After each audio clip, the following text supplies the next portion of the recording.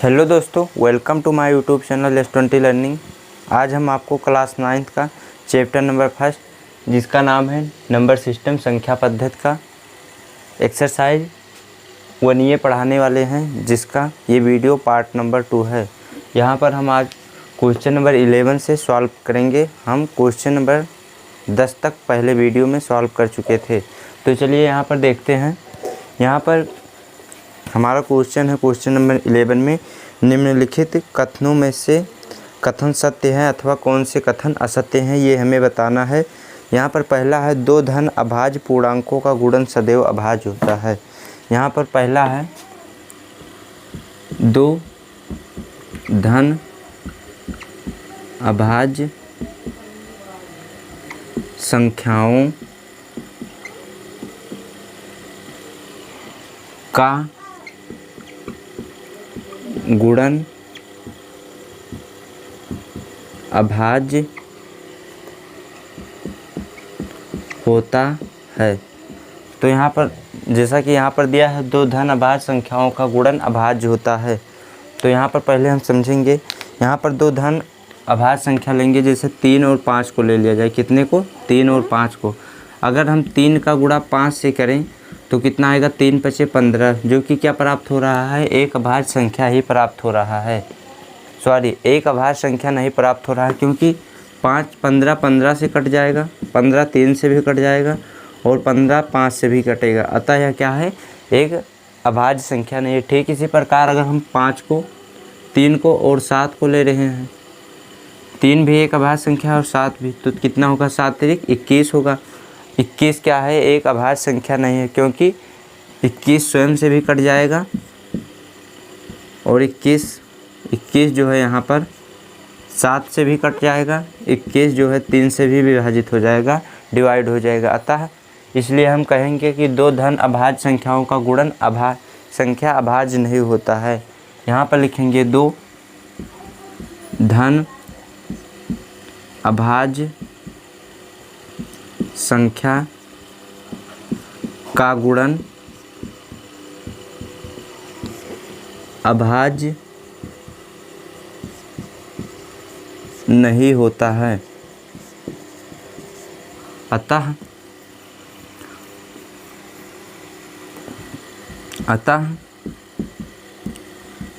यह कथन असत्य है। अतः यह कथन क्या है? असत्य है। ठीक इसी प्रकार हम क्वेश्चन नंबर नेक्स्ट यहाँ पर सॉल्व करेंगे। यहाँ पर दिया है, दो धन अभाज्य पूर्णांकों का योग सदैव अभाज्य संख्या होता है। यहाँ पर ये बोले हैं दूसरे में, दो धन अभाज्य संख्याओं का गुणा, दो धन अभाज्य संख्या का योग बोले हैं कि अभाज्य संख्या होता है। अभाज्य संख्या होता है। तो यहाँ पर हम देखेंगे, जैसे यहाँ पर दो धन अभाज्य ले लिया जाए, अगर जैसे 3 को ले लिया जाए और किसको? अगर 5 को, तो यहाँ पर क्या हो जाएगा? 1 को और 5 को लेने पर कितना होगा? 1 + 5, जो कि क्या प्राप्त होगा? 6। यहाँ पर 6 क्या है? एक अभाज्य संख्या नहीं है। ठीक इसी प्रकार अगर हम 3 को लेते हैं और 11 को, तो 3 और 11 क्या हो जाएगा? ये हो जाएगा 14, जबकि यहाँ पर 14 और 6 दोनों भी अभाज्य संख्या नहीं है। अतः हम कह सकते हैं कि दो धन अभाज्य संख्या का योग अभाज्य संख्या प्राप्त नहीं होता या अभाज्य संख्या नहीं होता है। इसलिए यह कथन भी क्या होगा? यह कथन भी असत्य होगा। तो दोस्तों, उम्मीद करता हूँ कि ये दोनों क्वेश्चन आपको समझ में आ चुका होगा। चलिए क्वेश्चन नंबर 3 को समझने की यहाँ पर कोशिश करते हैं। तो यहाँ पर क्वेश्चन नंबर 3 है, यहाँ पर 11C है। यहाँ पर, यदि ये और बी कोई दो ऋण पूर्णांक हो, ये और बी क्या, यहाँ पर क्या हो? ये का मान जो है, ये क्या है? कोई ऋण पूर्णांक है। इनमें से कोई भी ले सकते हैं। ये और बी का मान कोई ऋण पूर्णांक है और बी का मान भी क्या है? कोई ऋण पूर्णांक है। ये और बी का मान कोई ऋण पूर्णांक है, तब ये प्लस बी सदैव एक ऋण पूर्णांक होगा। तब यहाँ पर क्या बोला है? ये प्लस बी सदैव ऋण पूर्णांक होगा। हमें यही बताना है कि ये ऋण पूर्णांक होगा या नहीं। तो चलिए यहाँ पर समझते हैं। तो यहाँ पर हो जाएगा, ये का मान हम ले लेंगे -2। यहाँ पर लेने पर ये का मान कितना लेंगे, -2। तो यहाँ पर कितना हो जाएगा, -2 प्लस b का मान लेंगे -4 ले लेने। तो यहाँ पर क्या हो जाएगा, -2 प्लस माइनस का गुणा होगा -4, ये हो जाएगा -6। अतः हम यहाँ पर कह सकते हैं ये प्लस b का योग जो होता है, ये प्लस b का योग सदैव ऋण पूर्णांक होता है। इसी तरह अगर दूसरा एग्जाम्पल 3 को और -4 को और -6 को लेंगे तो क्या हो जाएगा, -4 इसका गुणा इसमें होगा -6, ये हो जाएगा -10, जो कि क्या है, एक ऋण पूर्णांक है। अतः हम कह सकते हैं कि ये दो ऋण पूर्णांक का योग ऋण पूर्णांक होता है। अतः यह कथन क्या होगा, अतः यह कथन सत्य होगा। चलिए दोस्तों, यहाँ पर हम नेक्स्ट क्वेश्चन देखते हैं। क्वेश्चन नंबर यहाँ पर अगला है क्वेश्चन नंबर 12। क्वेश्चन नंबर 12 हम यहाँ पर सॉल्व करेंगे।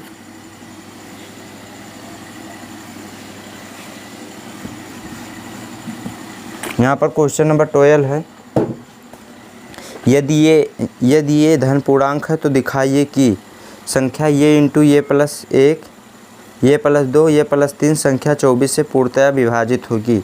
हमें यहाँ पर ये दिखाना है कि ये इंटू ये प्लस 1, ये प्लस 2, ये प्लस 3 संख्याएं 24 से विभाजित होंगी। तो हम यहाँ पर लिखेंगे क्वेश्चन नंबर 12 में, चलिए वीडियो को पॉज करके पहले हम इसे यहाँ पर लिख देते हैं। तो दोस्तों क्वेश्चन नंबर 12 को हम यहाँ पर लिख चुके हैं। यदि ये एक धन पूर्णांक है तो दिखाना है, दर्शाना है ये इंटू ये प्लस 1, ये प्लस 2, ये प्लस 3 और ये प्लस 4 संख्याएं 24 से पूर्णतया विभाजित होंगी। तो सबसे पहले यहाँ पर हम लिखेंगे माना। यहाँ पर आंसर में हम इसके लिखेंगे सबसे पहले माना ये कोई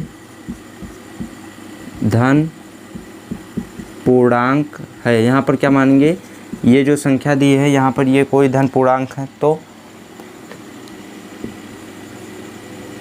क्रमशः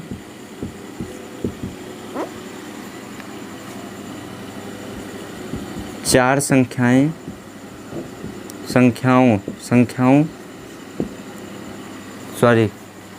क्रमशः चार क्रमागत संख्याओं में से, इस तरह लिखेंगे, चार क्रमागत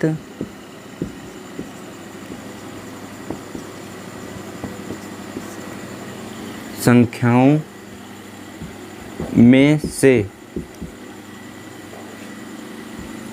एक संख्या 4 से विभाजित होगी। अगर यहाँ पर हम चार क्रमागत संख्या दे दें, जैसे ये इंटू ये प्लस 1, ये प्लस 2, ये प्लस 3, ये प्लस 4, तो उनमें से एक ना एक संख्या 4 से विभाजित होगी। ठीक इसी प्रकार यदि 3 क्रमागत संख्या में से एक संख्या क्या होगी, एक संख्या 3 से विभाजित होगी। यहाँ पर नेक्स्ट लिखेंगे, यदि 2 क्रमागत संख्या है तो, ये 2 क्रमागत संख्याएं हैं तो 2 से विभाजित होगी।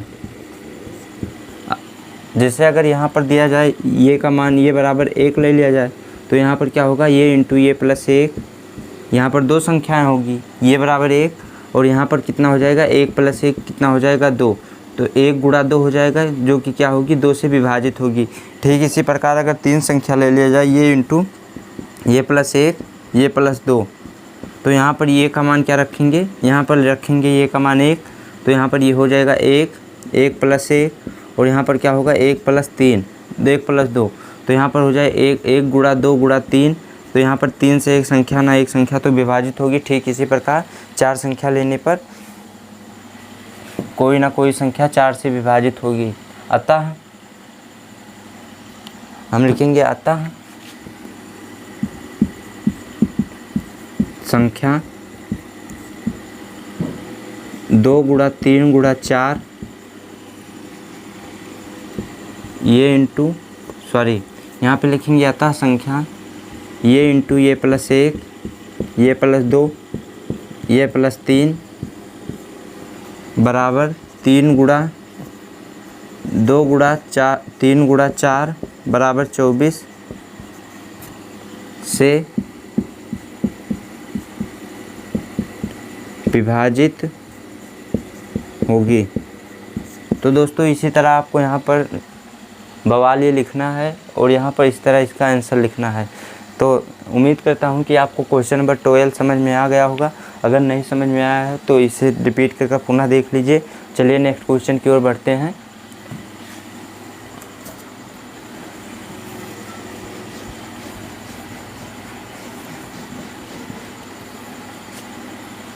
तो यहाँ पर क्वेश्चन नंबर नेक्स्ट है 13 नंबर। यदि यहाँ पर क्वेश्चन नंबर 13 है, यदि ये एक सम संख्या है तथा बी एक विषम संख्या है। ये क्या है, यहाँ पर एक सम संख्या है तथा बी क्या है, एक विषम संख्या है। तो बताइए कि निम्नलिखित संख्याओं में से कौन सी सम संख्या होगी। तो यहाँ पर क्या लिखना है, तो बताइए निम्नलिखित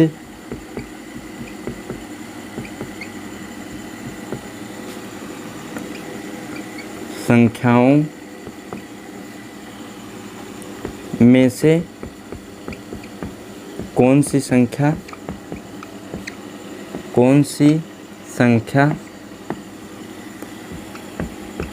सम होगी। यहाँ पर दे दिए हैं ये, यहाँ पर ये दिए हैं A square comma B square comma A + D, फिर कॉमा लगा कर दिए हैं ये गुणा बी कॉमा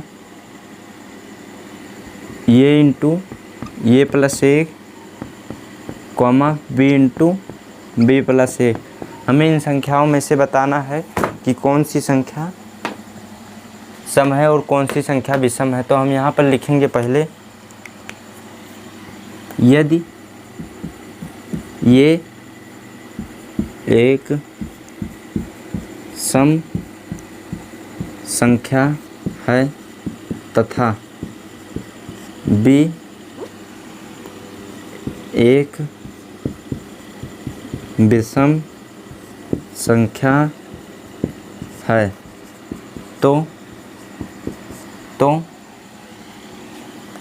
सम संख्या का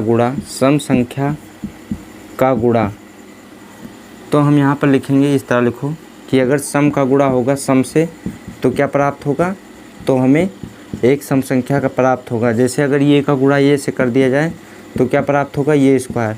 अगर ये बराबर हम ले लें यहाँ पर 2, तो 2 का गुणा 2 से आएगा, कितना आएगा 4।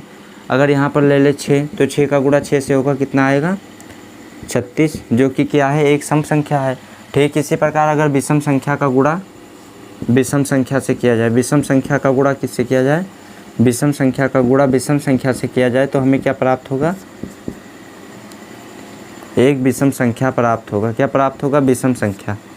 अगर जैसे हम यहाँ पर विषम संख्या 3 ले लें और विषम संख्या 3, तो 3 का गुणा 3 से करेंगे, कितना आएगा 9, जो कि एक क्या है, विषम संख्या।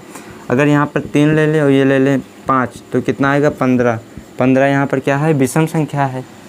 ठीक इसी प्रकार अगर हम यहाँ पर क्या करते हैं, सम संख्या का गुणा विषम संख्या से करते हैं, तो हमें क्या प्राप्त होगा, सम संख्या प्राप्त होगा। कैसे? अगर सम संख्या हम ले लें यहाँ पर 2 और विषम संख्या ले लें 3 तो 2 तिहाई कितना होगा 6। अगर सम संख्या ले लें 4, विषम संख्या ले लें 5 तो कितना आएगा 20, जो कि क्या है, एक सम संख्या है। ठीक इसी प्रकार अगर सम संख्या का गुणा सम संख्या से किया जाए तो क्या होगा, सम संख्या प्राप्त होगा। अगर विषम संख्या का गुणा विषम संख्या से किया जाए तो क्या प्राप्त होगा, विषम संख्या। अगर यहाँ पर सम संख्या को यहाँ पर थोड़ा मिटाना पड़ेगा। यहाँ पर अगर क्या किया जाए, आप पहले इसे लिख लीजिएगा।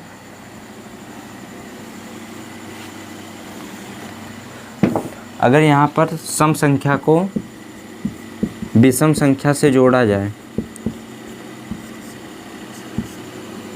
तो क्या प्राप्त होगा, विषम संख्या प्राप्त होगा। जैसे अगर सम संख्या 3 ले लिया जाए, विषम संख्या 4, सम संख्या ले लिया जाए 4, विषम संख्या 3 तो क्या प्राप्त होगा, एक विषम संख्या प्राप्त होगा। अगर यहाँ पर सम संख्या ले लिया जाए 6, विषम संख्या ले लिया जाए 1 तो क्या प्राप्त होगा, एक विषम संख्या प्राप्त होगा। तो यहाँ पर जैसे अगर सम संख्या ये स्क्वायर क्या है, ये क्या है, सम संख्या है, तो ये का गुणा ये से करेंगे तो क्या आएगा, सम संख्या। अगर विषम संख्या b का गुणा b से करेंगे तो विषम संख्या प्राप्त होगा। अगर सम संख्या और विषम संख्या को जोड़ेंगे तो क्या प्राप्त होगा, विषम संख्या। ये क्या है, विषम संख्या है। अगर ये का गुणा b से किया जाए, अगर सम संख्या का गुणा विषम संख्या से किया जाए तो ये क्या होगा, सम संख्या। जो यहाँ पर सर्कल वाला दिख रहा है ये क्या है, सम संख्या है। अगर यहाँ ये भी क्या होगा, ये भी एक प्रकार का क्या होगा, सम संख्या होगा। क्योंकि अगर यहाँ पर ये बराबर 2 ले लिया जाए तो 2 × 2 + 1 होगा, तो यहाँ पर कितना आएगा 10। 10 एक क्या यहाँ पर क्या होगा, सम संख्या। और ये यहाँ पर क्या होगा, ये एक विषम संख्या होगा। यहाँ पर जितने सर्कल वाले आपको दिख रहे हैं ये क्या हैं, सम संख्या हैं। तो हम यहाँ पर लिखेंगे, यहाँ पर लिखेंगे ये स्क्वायर कॉमा ये गुणा b कॉमा ये × ये + 1, यहाँ पर सम संख्या है। तो दोस्तों उम्मीद करता हूँ कि क्वेश्चन नंबर आपको 13 समझ में आ चुका है। अगर आपको क्वेश्चन नंबर 13 नहीं समझ में आया तो आप वीडियो को पुनः रिपीट कर देख लीजिए। चलिए अब नेक्स्ट क्वेश्चन की ओर बढ़ते हैं।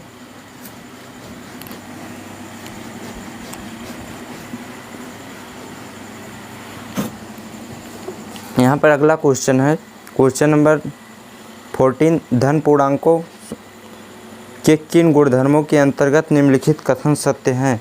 अब यहाँ पर केवल आपको गुणधर्म बताना है कि कौन से क्वेश्चन में कौन सा गुणधर्म लगेगा, तो आप इसे खुद सॉल्व कर सकते हैं। यहाँ पर पीछे जो है किताब में गुणधर्म दिया है, आप इसे सॉल्व कर लेना। अगर नहीं लगेगा तो कमेंट में बताना। और ये क्वेश्चन नंबर 15 जो है क्लास 7th की तरह लगेगा। संख्या रेखा पर -5, -2, 0, 2, 1, 2, 5 को प्रदर्शित करना है, तो आप इसे प्रदर्शित कर लीजिएगा। आपको ये वीडियो देखकर अच्छा लगा होगा, उम्मीद करता हूँ। Thanks for watching this video. Thank you.